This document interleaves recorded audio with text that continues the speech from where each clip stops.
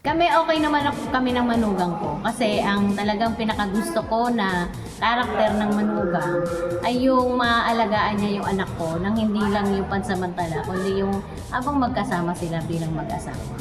Okay naman po kami ng biyanan ko, nagbabanding naman po kami, nagbibidyoke, and nagpapamanicure. Yan po yung mga moments na masaya po kami nagbaband.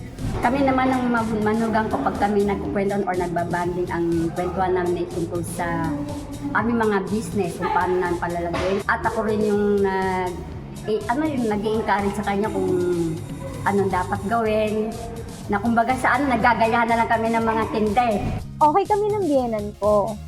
Alam mo, ang nakakatuwa kasi sa biyenan ko is ang turo niya sa amin kapag nag-asawa ka na, kailangan mong bumukod ng bahay. Kasi sa isang bahay, hindi pwedeng dalawa ang reyna. Kaya okay kami ng biyenan ko kasi nakabukod kami. Eh, wala naman palang problema. Magpasalamat na tayo kaya ng dalawang alas. Hindi, nakakatuwa na sa kabila, marami rin naman ang maganda ang relasyon sa kanilang mga biyanan. Kaya para po masiguro natin na maganda ang relationship natin sa ating mga in-laws, nandito po ang ating eksperto. Makakasama po natin ang life coach na si Mr. Anton Reyes. He's back to share his Glad to be back here. Thank you for being here. Bati ka muna. Yes, so sa mga kada, excited to be back here with you guys, and I hope na after nitong pag-uusapan natin, gaganda ang inyong mga relasyon sa inyong mga biyenan. Oo nga. Alam ko na palaging topic ito sa mga soap opera. Yung mga apihan ng biyanan at saka ng mga manugang. But in this day and age, Anton, marami pa bang ganun ang relasyon na talagang hindi sila magkasundo, lagi naiipit yung yung anak na lalaki sa gitna. Diba? Is this still a reality? Unfortunately, very common pa rin talaga sa mga relationships, sa mga marriages na hindi nagkakasundo yung mga mga magbiyenan, di ba? Yung in-laws ay parating may conflict with isa dun sa mag-asawa.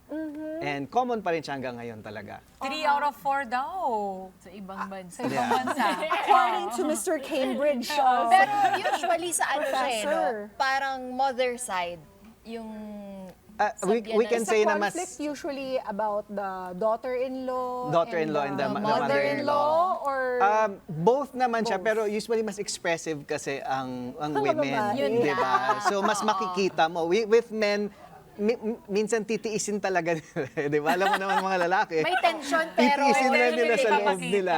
Minsan yung nangyayari and they don't really verbalize it. Yes. So that's why mas prevalent na parang dating is the women have more conflicts. bakit nga ba? Ano nga ba yung mga rason? where does the conflict stem? And so with the conflicts, ang nangyayari minsan is that, well, sige, let's understand na lang muna from the point of view ng parent. Okay. Let's say the mother-in-law or the father-in-law. No? So think about this na lang. Yung buong buhay ng anak nila, nag-invest sila ng time, ng energy, and syempre pera, yung resources nila, invest nila doon. So tulad lang pag nag-invest ka sa isang kumpanya, minsan may ine-expect ka na bumalik sa'yo. May ROI. Di ba? I mean, Natatawa kahit na anong ako. gawin mo, di ba? May ine-expect ka na some sort of ROI na babalik sa'yo. Pero ang nangyayari, in reality, dapat as a parent, nag-invest ka sa anak mo so that someday, pag nagkaroon sila ng sarili nilang family, they can pass it on there. Yes. Oo. Pero hindi ganun yung kalagayan ng karamihan sa mga parents. Meron silang expectations na ito na nga, nag-asawa na yung anak nila, nahihirapan sila to let go of that control, that influence that they have with yung sa anak nila. So, ang nangyayari, parang the daughter or the son-in-law become the competition. Yes, unfortunately, sa iba, ganun yung nangyayari. Parang competition yung dating. Tapos, siguro another thing is expectations. So, as a parent, I'm a parent, I have 2 girls. Siyempre, meron akong ideal man, future husband that I want for them. And I will judge, di ba? Normally ganun, di ba? You will judge the person based dun sa ideal. Kung ano yung sa iyo, yung stereotype na dapat. Yes, may or whatever, standard ako sa standard. isip ko and Oo. gano'n. And syempre, you will base it on that. Lahat. Same thing din naman with most parents. And pag hindi mo na-meet yun, which is very difficult. Kasi first of all, wala kang idea kung ano yung standards nung in-laws mo. Hindi naman nila sinasabi yun eh. Wala naman kayong pinirmahan na kontrata na ganito yung standard, di ba? Yes. So wala kang idea. So you get into the family, automatic most of the time, they start watching you. And pag hindi mo na-meet yung standard, hindi mo na-meet yung Naku, expectations parang yung nila. kunwari, Anton, like your mom, like my mom, she's very malinis. Siyempre, ang ine-expect niya sa kanya magiging daughter-in-law is somebody who's like her, who will provide my brother, for example, ng isang bahay na kasing linis ng Kasing bahay linis na ng kinalakihan. kinalakihan niya, Yung example lang yun, ma'am, yan. So ganun, di ba? And for some people, yun yung start pa lang ng conflict. Kung hindi nila nako-communicate, hindi pwede pang mag-escalate, Patong-patong pa yun. lumaki pa lalo. Siguro another thing lang, especially for men, pag ikaw nag-asawa ka ng isang lalaki na dependent, overly dependent sa parents niya, challenge yun. Oh, yes. Kasi, and Yung that's tinatawag one of the nating mommy's reasons. boy. Oo, parang, Yes, parang mommy's ganon. boy. Talaga yun. Kasi ibig sabihin, pagpasok mo, yung dependence niya wala sa'yo, wala sa inyong mag-asawa, nandun pa rin Kay sa mommy parent. pa rin. Kay mommy. Kahit bumukod na sila't lahat. Oo, Yan nga. yun yung problem.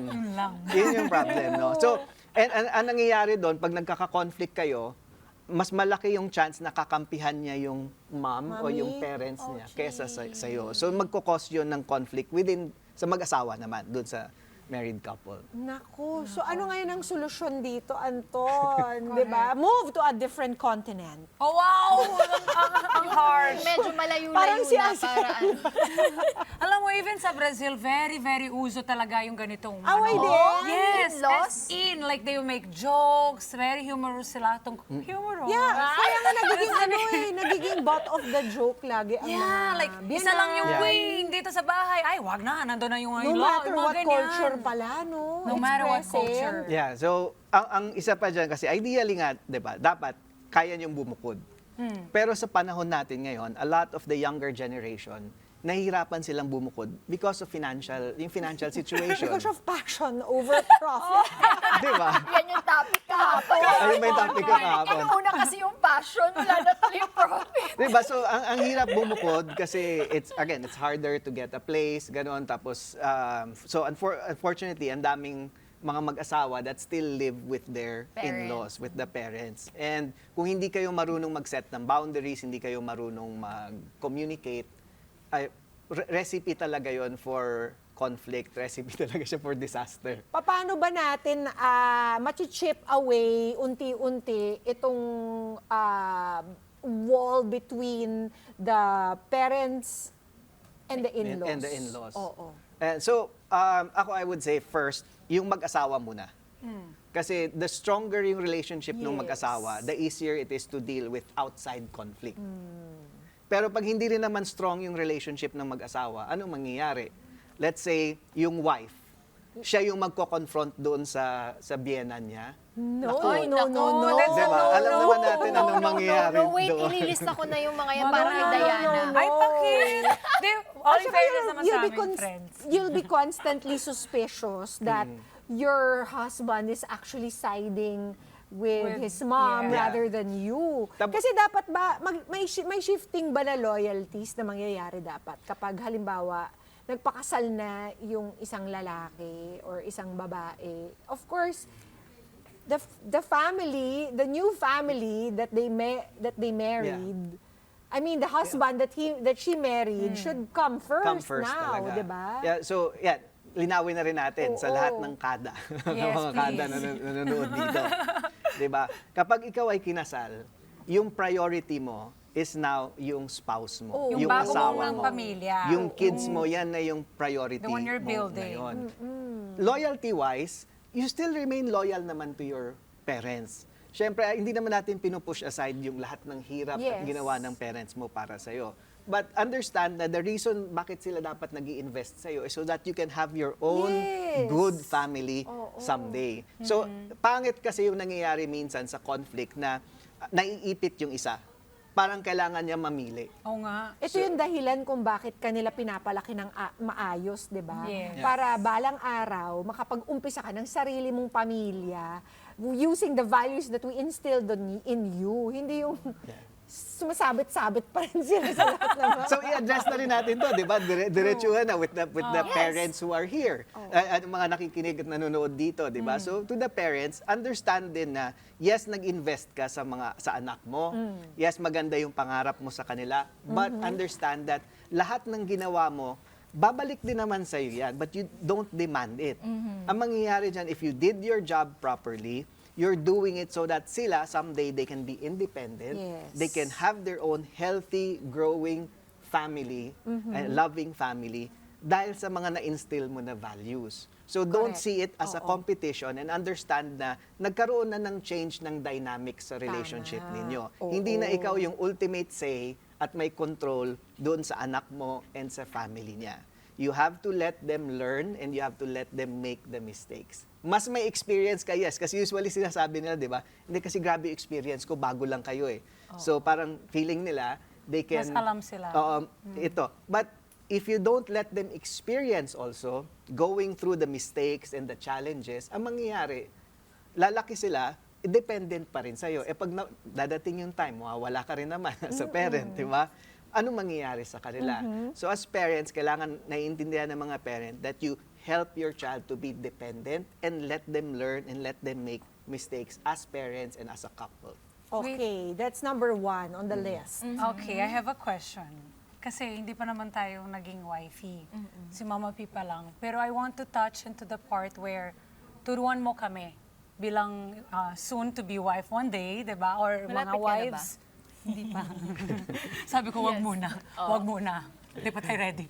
Anyway, yun, how do you tell the woman, kasi usually sa women yung problema eh, di ba? Babae to babae, more like what you said, sa lalaki kaya nila yung control.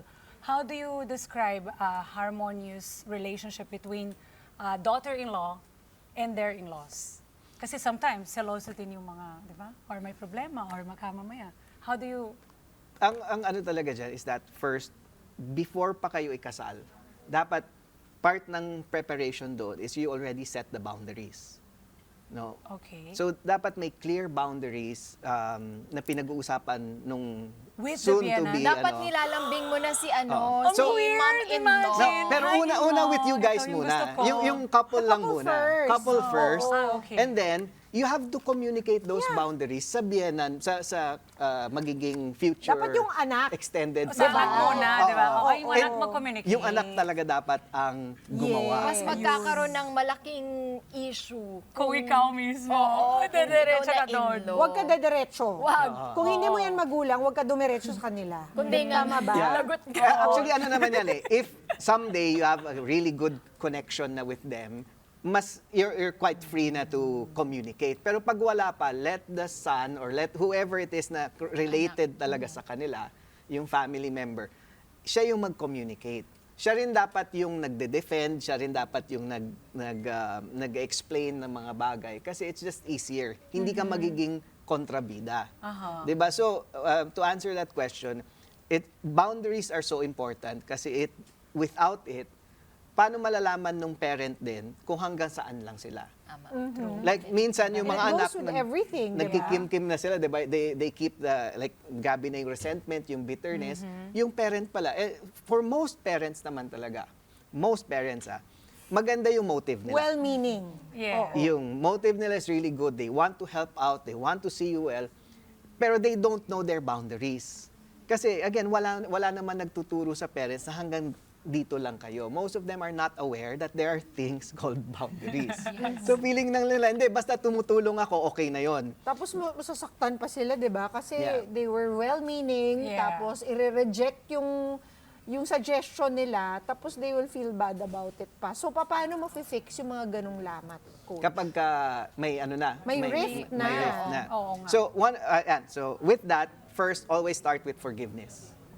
Kasi, everything else na gagawin mo afterwards, kung may bitterness sa loob mo, may hinanakit ka, kahit anong gawin mo after will be kung sa ano pa may stain, may negative put in a effect siya. bad light. Oo. Oo. So, start with forgiveness. Kung ano man nagawa sa'yo ng in-law mo, whether you're the parent or you're the daughter or the son, kung ano man nagawa nila, release forgiveness.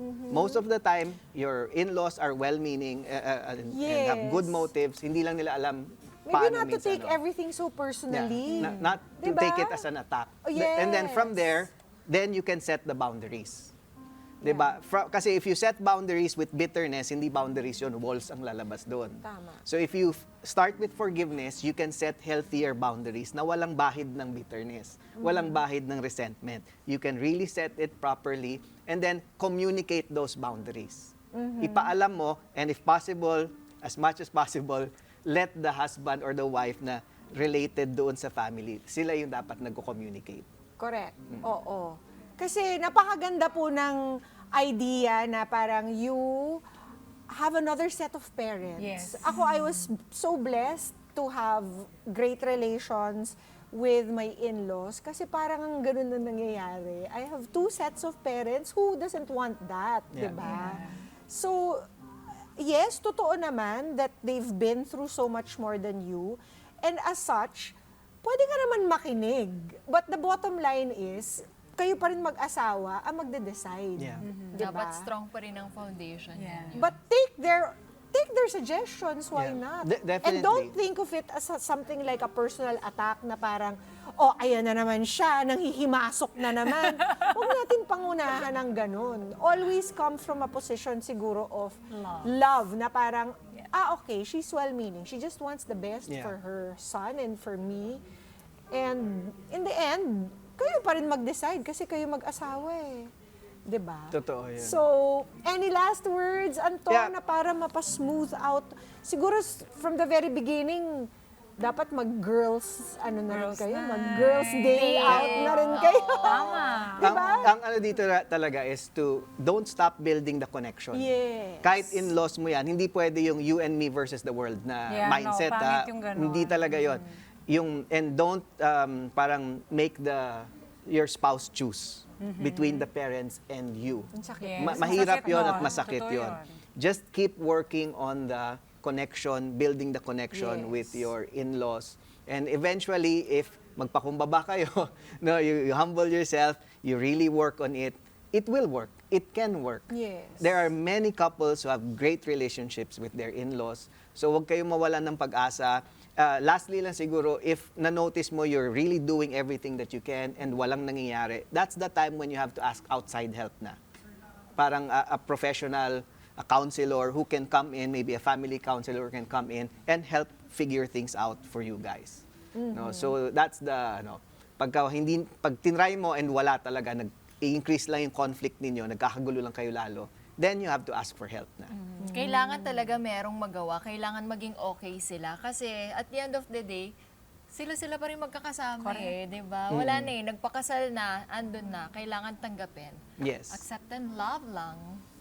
Tsaka dapat bumukod talaga sila, no, Anton? It's really difficult kasi you don't want to hear things like, di ba, nandito kayo sa ilalim ng roof ko. Dapat sumusunod kayo. You don't wanna hear that kasi you wanna grow your family the way you want to, di ba? Yes. So as much as possible, be as independent from your parents. Kung wala ka talagang choice, as of now, nandun pa rin sa bahay, set like Set a boundaries. place talaga na itong area na to sa amin, I manage this area, ganon. The rest of the house, pakiusapan mo yung parents mo. Kung wala pa talaga, like hindi pa kayo makaalis for the next month or year, di ba?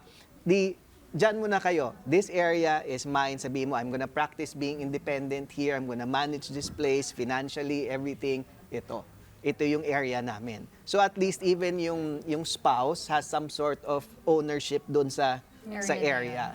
That can help. Ano na yan, compromise na lang yan. Doon palang naglalagay ka na ng Region. boundary. May parang ganyan, di ba? Nandito ka, nasa same kayo na lugar, pero meron Autonomous kang region pa, autonomous ha? region, no? Oops, pag lumapit, oops, oops. Di ba? Ere ko yan. Well, thank you, Tol. Thank you, Anton. Baka you wanna remind the Arcadas kung saan ka nila pwede makontak for more counseling tips. Yeah, so they can contact me at Anton M. Reyes sa Facebook, sa TikTok, sa YouTube, and sa Instagram. Ano kaya ang susunod na challenge na bibigay natin Kay Coach Anton. Minsan niya siya na din yung nagbibigay. Oo nga, galing nga yung emotional one. Maraming salamat, Welcome, Anton, welcome. for always being available to us at sa ating mga kada. Mga Kanet 25, this is Pia Guanyo Mago. For more Kada Umaga updates, please click the subscribe button and follow us on Net25 social media pages at Net25 TV and at Net25 Entertainment Facebook page. See you guys. Bye!